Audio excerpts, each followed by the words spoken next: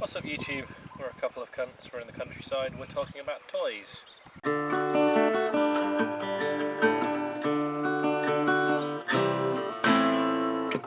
When you're a kid, toys are pretty much your life really, aren't they? Other than when your next meal of spaghetti on toast is coming, toys is your principal occupation. I was going to say, it's pretty simple life really. You've got school, you then get home, you get fed.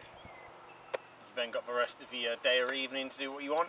I miss it, those days when you didn't have to worry about the pressures of work and the economy and Dubstep. yeah, all those terrible things.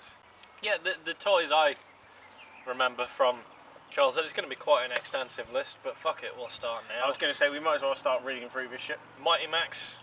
I had one of them. One? One, just one. You bitch. They were awesome. It was like Polly Pocket, but for guys, with like a fucking zombie's face or a cyclops or something that you opened up into like a dungeon. With little dudes that you can sort of move around. Yeah, there's all sorts. There's like a freaky demon clown, like a snake that opened up into like the inside of a pyramid. There's like a not Frankenstein's monster that opened up to a not Dr. Frankenstein's lab. But they all had all these little like secret shits, like those little trapdoors and bits you could move and stuff. They were fucking bitchin'. Another toy I remember from my childhood, a bit more obscure, I don't know if you'll have heard of this one, Boglins. Boglins. Now, that rings a bell.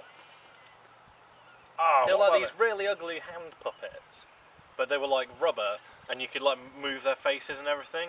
They kind of looked a bit like you, but they'd go in your hand and you'd like manipulate them.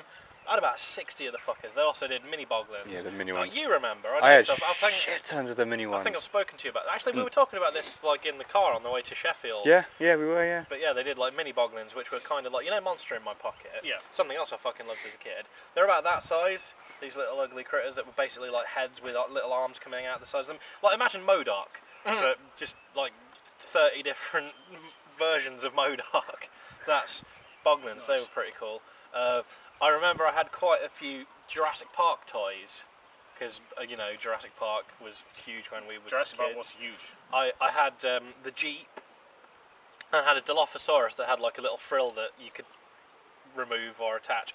My favourite, I had a T-Rex that was literally about that size. It's fucking awesome. I seem to remember some kid on my street having one. It didn't have like a little bit of flesh on the side you could take off. Yeah, it did, and a wound, yeah, but it had like sort of rubbery flesh and an actual like plastic bone structure underneath. It was a really good toy, but mine had an arm that fell off. So it had a little one-armed T-Rex, and T-Rex arms are shit anyway. So mine was like really the most handicapped of T-Rexes. To be fair, you wouldn't notice it that much though if you were a T-Rex. Okay, it'd be a pisser, but you can't really use it for much anyway. If it was your leg, you'd be screwed. But you'd sort of, rather than being like this, you'd be like that.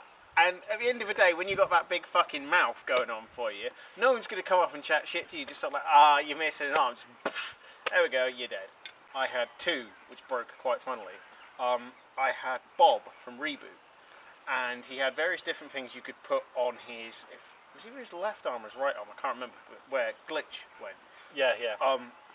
You could stick them on there, and you could do various things. And one of them was like a little grapple thing, so you used to be able to attach him to something and just like push him and he'd swing round or something like that. And eventually, like his arm came off at the elbow, so that had to be super glued back on, so he was kind of like stuck like that. And I also had from X-Men, I had a Gambit toy, which I remember was quite funny because there was a button on his back he used to press and he'd kick, but the spring was loaded so it was like that. So literally I had a Gambit toy, you couldn't stand him up. He literally spent his entire life from about 6 months old like that. I had a toy exactly the same, but it was do you ever watch He-Man, the cartoon?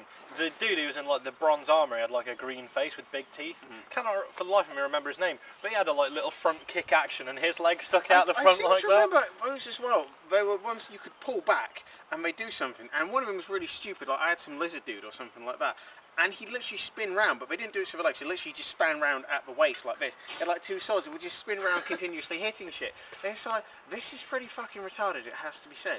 But no, that was kind of funny. It had going on as well. I think they were called Dragon Fighters. It was your ordinary, just a generic little figure, but they put massive felt wings on it. You basically sat him on this weird launcher thing that had just a cord on the back you'd pull.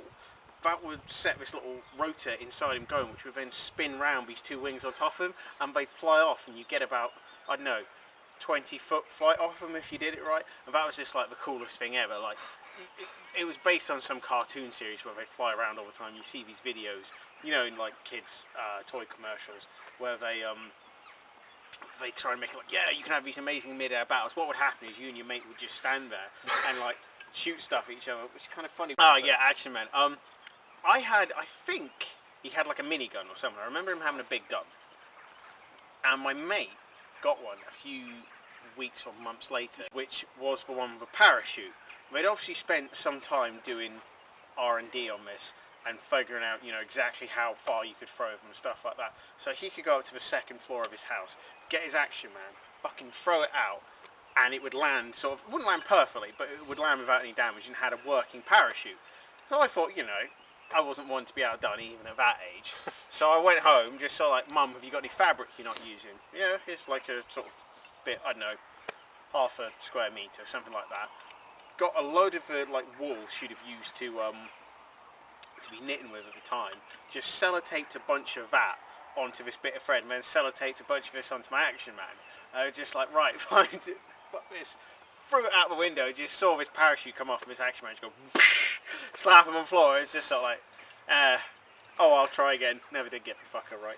It's one thing I never had as a kid was an Action Man. I really wanted one, and I think about 3 years in a row I put Action Man on my Christmas list. It's just something that never materialised for me. Then one day my cousin gave me, it wasn't even an Action Man, it was like some shitty knockoff of an Action Man. Some cheap Korean one. Possibly, but I was fucking stoked. He was like, it was an Action Man knockoff, and he was in like a scuba suit with flippers and everything. Not the one with the shifty eyes. No, because it wasn't a real Action Man.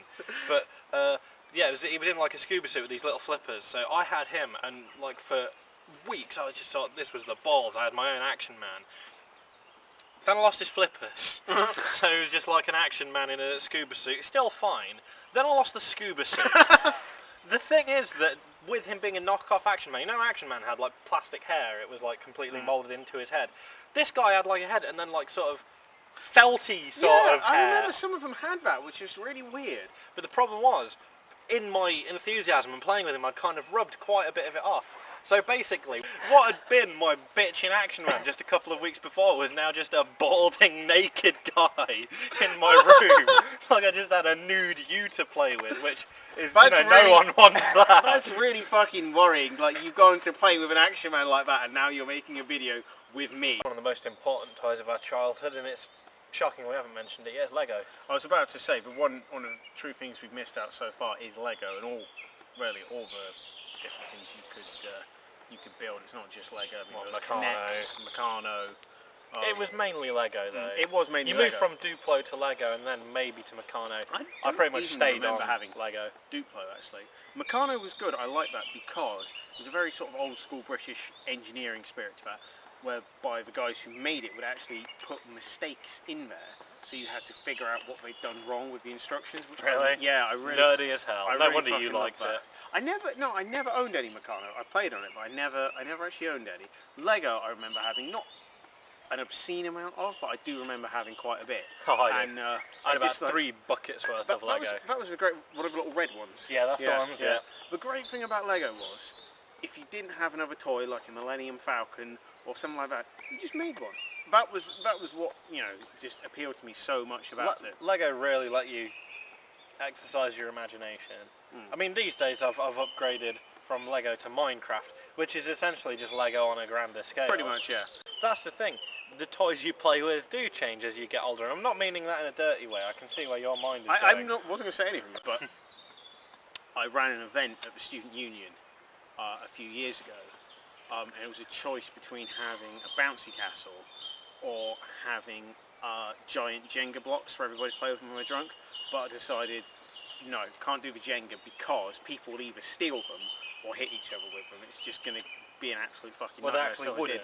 I don't know what they were made of. If they were foam, it wouldn't have been so bad. No, I don't actually know what they were made of. I just saw chaos ensuing because of these, so I said no, and I had a bouncy castle instead, which was, you know, just as much fun. I remember that it was my 22nd birthday, the costume party I had. I can't remember, but we came up with a new version of Jenga, Face Jenga. Fenga, where basically he was more or less passed out on a bench in a pub, and we just saw how much shit we could... put on his face. That's happened. That happens at most house parties. So there's someone like that. So what, we put things on your face. Pretty much. The other thing was Twister, which is quite innocent when you're playing it as a kid, but when you get older, you kind of realise. And certainly, I remember playing it one time for a friend's birthday a few years ago, and I literally met her sister that afternoon. There was this one very compromising position we were both in while playing. So like, so how you doing? I was going to ask if there were any females involved. There is a particularly pervy photo of me in it. And I'm just literally just going like that. It's just like there's nothing you can do in that situation other than just laugh and go. Well, there is other things you can do. What? Other things you can do and still be a decent human being. You need to specify. On Monday, we spent a good, 4 hours just playing Risk? Yeah, Metal Metal Gear Solid Cameraman's Risk. house. It was, Risk has always been challenging and it's always been interesting. I never realised it could be quite so fun and hilarious as it was. Just, yeah, I mean, I don't know if it was the insults being bandied about, or probably the fact when you're 12 you're not using the word cunt quite so much as we were. No, not quite so much. It was an interesting game. Basically, definitely going to need to do it again. Basically, we wiped him out, and then the four of us called truce. Yeah, it was literally just sort of like, oh, we got someone who's a bit weak. Fuck him. We'll just slap him a bit. And it was fucking Venezuela that got me. The one country I couldn't take that fucking screwed me over. Bloody You Venezuela. dashed all your armies against literally, that. if I hadn't done that, I'd have fortified. I think the territory above it is southern United States. I'd have been fine. But that was it. Literally the end of the game. That's what screwed me. And then it should end with everybody else fucking each other up, but we've been playing for like 3 hours or so. I was going to say, we would have been there for another 2 hours. It was literally just like, fuck it, let's just call it there and do some other stuff. We ended up just playing this game called Trials Evolution, which is just fucking hilarious. Ridiculous. Basically, it's kind of a 2D game with 3D graphics where you're on a motorbike and you just go along this track, it's good, flipping around. It's and good single player, but that game wouldn't be as funny if it wasn't for the multiplayer I don't aspect. think so, no. But yeah, just flipping about and bailing off your bikes and flying around. I kind of feel sorry for like the youth of this generation because they're losing out on all the like Lego and the Boglins and the Power Rangers that we had when we were kids. My little cousin is not going in a direction I'm very happy with because basically every time he comes around the house or every time we have a family gathering he sits there and plays on his DS.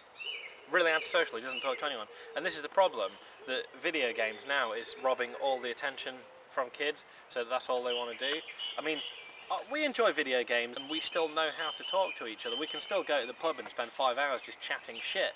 But I wonder if the kids of the next generation are going to have that ability.